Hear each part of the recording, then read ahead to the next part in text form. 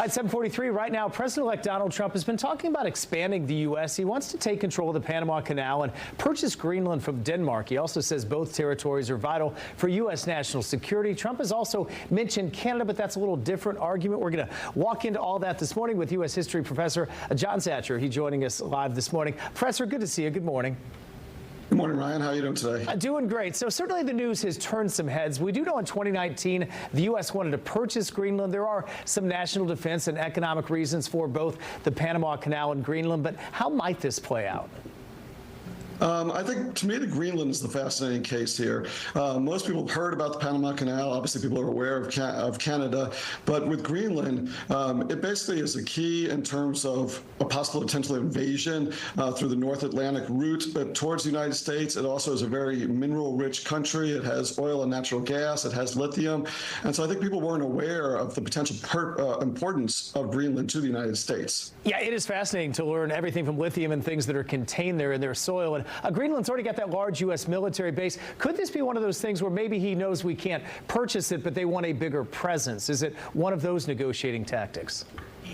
My assumption is that it's the case. I mean, if you think about it, Trump is somewhat of an isolationist. He's talked about not being involved in wars, very proud of the fact that he's not involved in wars, but he obviously can flex his muscles. And if we flex our muscles on Greenland, Greenland is potentially as early as this year going to vote for its own independence. It's unlikely it's going to want to go from independent from Denmark to then joining the United States, but you could certainly see a place where it goes to independent Denmark to allowing more U.S. presence in there militarily or more U.S. presence economically in the island. Yeah, it'll be interesting to see. Let's turn our attention to the Panama Canal, kind of a different situation there. And this goes back a few decades. How does this play out? Well, it's fascinating. This week is the week where Jimmy Carter passed away. And of course, Jimmy Carter in the late 1970s agreed to give up control of the Panama Canal, which we officially did in 1999. So now the United States does not control, obviously we have a presence there. 40% of our shipping goes through the Panama Canal. So strategically, it's very important. And Trump maintains that China has too much influence over the Panama Canal. Panama, of course, denies that. What could there be, probably not use of force here, but could there be more force in terms of political force used to make this happen? What's the risk for the U.S. if it doesn't happen?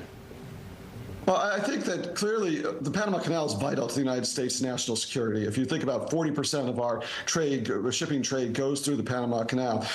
Again, I don't think we're going to use military force, but we certainly have economic and political pressure we can apply. We could certainly have sort of unofficial or more informal control over the Panama Canal. And I certainly, as you pointed out at the start, Trump he says things and he talks about expansion or conquering or military, but then the idea is he can always roll back. I mean, it's a great negotiating tactic for him to get more control over these areas. Let's finish with our neighbors to the north. I don't think anyone takes him real serious that Canada is going to become the 51st state, but there's no doubt the U.S. has some political power right now there'll be sanctions, there'll be other things. There's a big issue with the border. So how is that going to play out? This is a little different scenario than the other two. Yeah, you think about it, for over 200 years, we've had a demilitarized border with Canada. No one really thinks that Canada is to become the 51st state and Wayne Gretzky is going to become the governor of Canada. I mean, it's almost like some people have said that Trump is really just trolling Canada. But again, he is doing this because he believes that, I think it's one of Trump's times where he plays this extremist in order to get other things that he wants. He's obviously threatened high tariffs, Canada. Trudeau has come down to visit him from Canada. So I think he's really just trying to see what kind of advantageous deal he can get by making these threats, which are somewhat empty, but are scary at the same time. Going to be interesting to see how it all plays out, and they'll probably all play out on their different time frame. But really appreciate, John, you joining us and kind of giving us some insight there. Thank you for having me on. As always, it's our pleasure.